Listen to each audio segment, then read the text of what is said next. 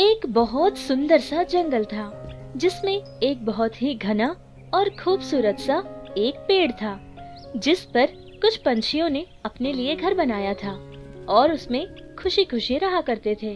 उनके घर में माता पिता और उनके दो छोटे छोटे बच्चे होते थे और वो लोग अपने परिवार के साथ बहुत खुश होकर जिया करते थे।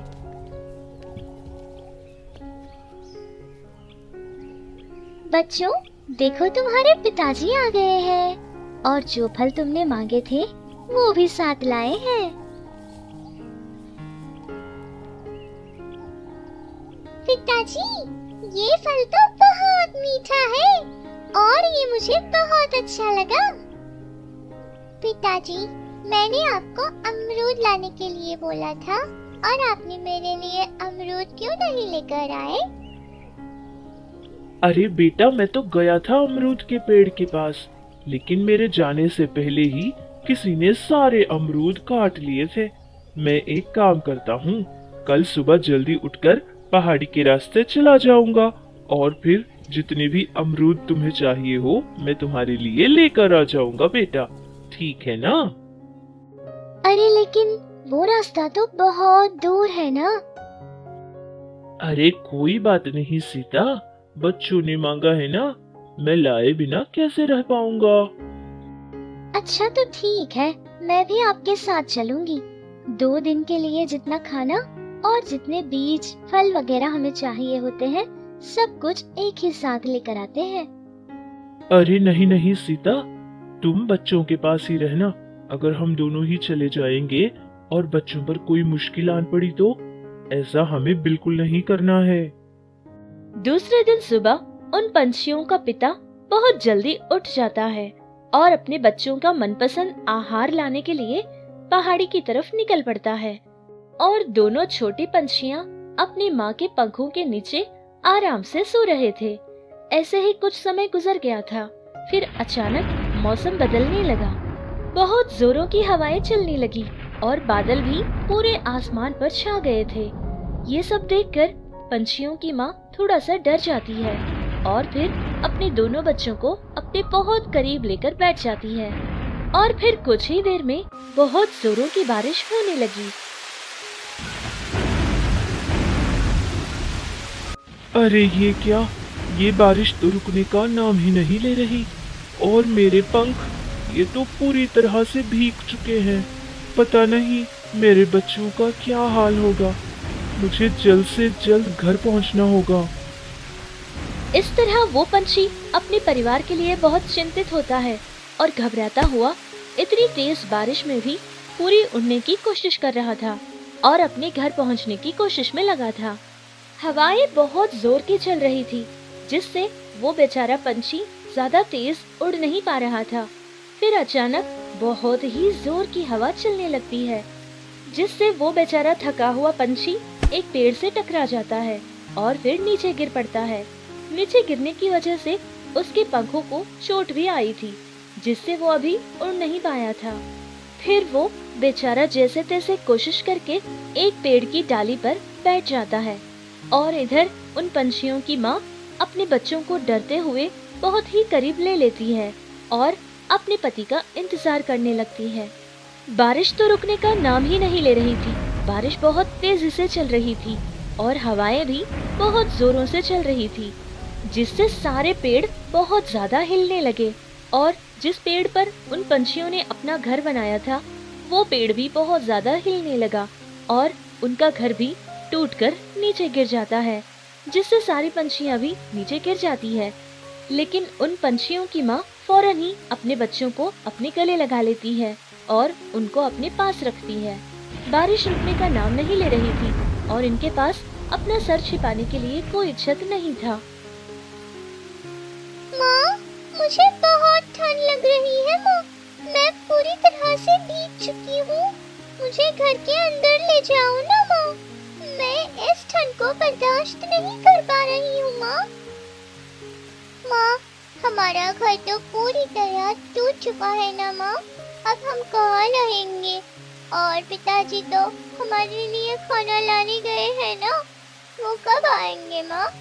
और वो तो बारिश में पूरी तरह भीग चुके होंगे ना माँ। अरे बच्चों, तुम लोग चिंता मत करो। पास के पेड़ पे कौवे का घर है, हम उसके पास जाकर सहायता मांगेंगे। हो सकता है आज रात हमें अपना सर छिपाने के लिए कौवा हमारी कोई सहायता कर दे। जब तक तुम्हारे पिताजी वापस नहीं आ जाते, हम लोग वहीं रहेंगे। फिर वो बेचारी पंछी अपने दोनों छोटे छोटे बच्चों को लेकर कौवे के घर पहुंच जाती है और उसके घर का दरवाजा खटखटाती है। रम्या, ओ रम्या बहन, मैं सीता हूँ। बहुत बारिश हो रही है और हमारा घर भी टूट गया है। मेरे दोनों ही बच्चे बहुत भीग चुके हैं और ठंड के मारे वो कांप रहे हैं। हमें थोड़ी सी जगह दे दो और हमें अपने घर में आने दो। एक रात की ही तो बात है। इतनी बड़ी बारिश की वजह से मेरा घर तो पहले से ही बहुत भारी हो चुका है। अगर मैं अपने घर में तुम लोगों को आने दूंगा तो हो सकता है मेरा घर भी टूट जाए। दया करके यहाँ से चले जाओ, मेरे घर में तो जगह नहीं है। माँ, पिताजी कब वापस लौटेंगे माँ? मुझे बहुत डर लग रहा है माँ, और तुमको रोता देख मुझे बहुत रोना भी आ रहा है माँ। अरे बेटी, तुम ऐसे डरो मत, मैं हूँ ना तुम्हारे साथ। तुम्हारे पिताजी सही सलामत यहाँ आ जाएंगे। मैं हूँ ना तुम्हारे पास, मैं तुम दोनों को कुछ नहीं होने दूंगी।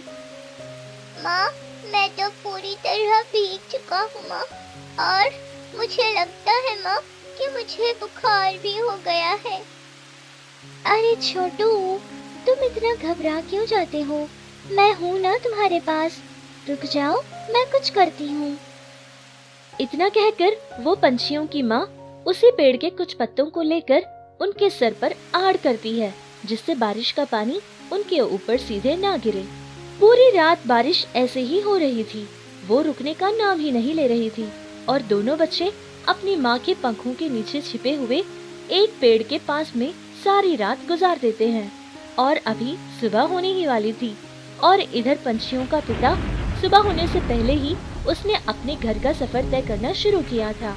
धीरे धीरे सुबह हो गई थी और सूरज की तेज किरणें उन पर पड़ने लगी, जिससे वो दोनों ही छोटे पंछी अपने आँख खोलते हैं। देखो माँ, बारिश तो रुक गई। हाँ छोटू, बारिश रुक गई। अब हम अपने लिए एक नया घर बनाएंगे। माँ, मैं कब उड़ पाऊंगी माँ? बस कुछ ही दिनों में तुम और तुम्हारा छोटा भाई दोनों ही बहुत आराम से आसमान में उड़ने लगोगे। और इतना ही नहीं, बल्कि तुम अपने लिए अपने अपने घोंसले भी बना सकते हो। वो देखो माँ, पिताजी आ गए हैं। उन पंछियों का पिता बहुत ही तेज रफ्तार से उनके पास पहुंचता है, फिर पत्नी और अपने दोनों बच्चों को गले लगा लेता है। सीता जो कुछ भी हुआ था अपने पति को सब कुछ बता देती है और पंछियों का पिता भी उसकी पत्नी को ये सारी बात बता देता है कि रात उसकी कैसी गुजरी थी और उसे आने में क्यों देर हो गई। फिर उन लोगों ने फैसला किया कि वो अपने लिए एक अलग और नया सा घर बनाएंगे और इस बार उनका घर वो लोग बहुत मजबूत बनाएंगे, जिससे कोई भी आंधी तूफान क्यों ना आ जाए, लेकिन उनका घर और बच्चे सही सलामत रहे। इसलिए उन्होंने एक पेड़ के अंदर ही अपने लिए एक छोटा सा और प्यारा सा घर बनाने का काम शुरू किया था। दोनों माता पिता मिलकर छोटी छोटी लकड़ियाँ और पेड़ की डालियाँ चुनने लगे ताकि वो अपना घर बना सके, और दोनों छोटे पंछी भी मिलकर अपने माता पिता की सहायता करने लगे। फिर देखते ही देखते बहुत कम समय में ही उन पंछियों ने अपने लिए एक बहुत ही सुंदर सा घर बना लिया था। देखा आपने कि मुश्किलें तो हर एक की जिंदगी में आ ही जाती है, लेकिन उसके साथ साथ मुश्किलों का सामना करने वालों के लिए खुशियाँ भी ले आती है। तो हमें चाहिए कि हम कभी भी हिम्मत न हारें और न कभी पीछे कदम रखें, बल्कि हमें साहस करना चाहिए और आगे बढ़ना चाहिए, जिससे कामयाबी हमारे कदम चूमे।